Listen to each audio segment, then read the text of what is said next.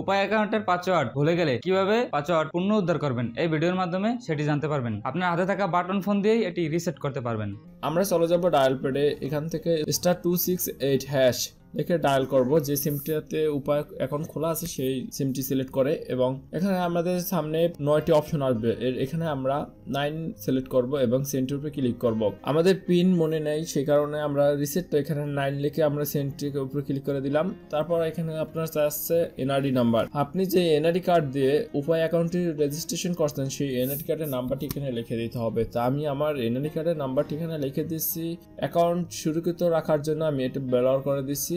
NRD কার্ডের নাম্বারটি লেখার পর আপনি সেন্ডের উপরে ক্লিক করবেন। এখানে আপনার জন্মসালটি দিতে হবে।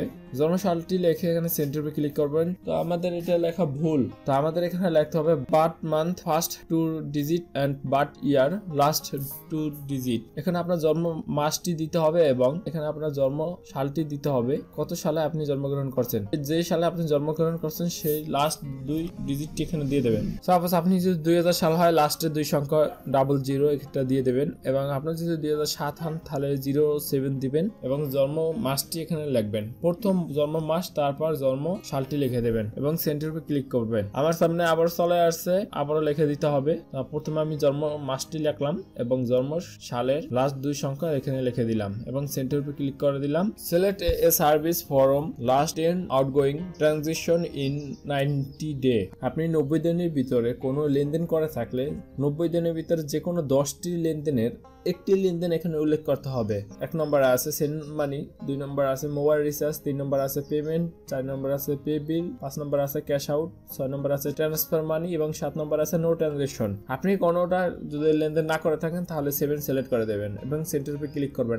আর আপনি কোনো লেনদেন করে থাকলে আপনি সেটি সিলেক্ট করে টাকার পরিমাণটি লিখে দেবেন, এমনটি লিখে সেন্ডের উপরে ক্লিক করে দেবেন। তো আমি কোনো লেনদেন করি না, সে কারণে আমি এখান থেকে 7 সিলেক্ট করে দিচ্ছি এবং আমার সিমে একটি মেসেজ চলে আসছে উপায় থেকে, our Upay account pin has been reset, our temporary pin is, একটি পিন নাম্বার দিয়ে দিচ্ছে তারা, টেম্পোরারি পিন। এটা কিন্তু সাময়িক সময়ের জন্য একটি পিন কোড দেওয়া থাকে, কিছুক্ষণ পর এই পিনটি আর কাজ করবে না। তো আমাদের এই পিনটি এখন চেঞ্জ করে নিতে হবে। তো আমরা আবার ডায়াল প্যাডে চলে যাবো, এখান থেকে ডায়াল করবো *268# লিখে ডায়াল করে দেবো এবং ইন্টার টেম্পোরারি পিন, আমাদের যে একটি পিন কোড দিয়ে দিছে অফিস থেকে সেই পিন কোডটি এখানে লিখে সেন্ডের উপরে ক্লিক করে দেবো। আমাদের টেম্পোরারি পিনটি কিন্তু এখানে লিখতে হবে। এখন ইন্টার নিউ পিন, আপনি নতুন যে পিনটি দিবেন সেই পিনটি এখানে সিলেক্ট করে দেবেন। তো আমি আমার নতুন পিনটি এখানে দিয়ে দিচ্ছি। তো পিন কোড লেখার পর আপনি সেন্ডের উপরে ক্লিক করবেন। তো আপনার পিন কোডটি কিন্তু এখন চেঞ্জ হয়ে গেছে। আমাদের ফোনে আবার একটি মেসেজ আসছে উপায় অফিস থেকে, তো dear customer, our pin has been set successful,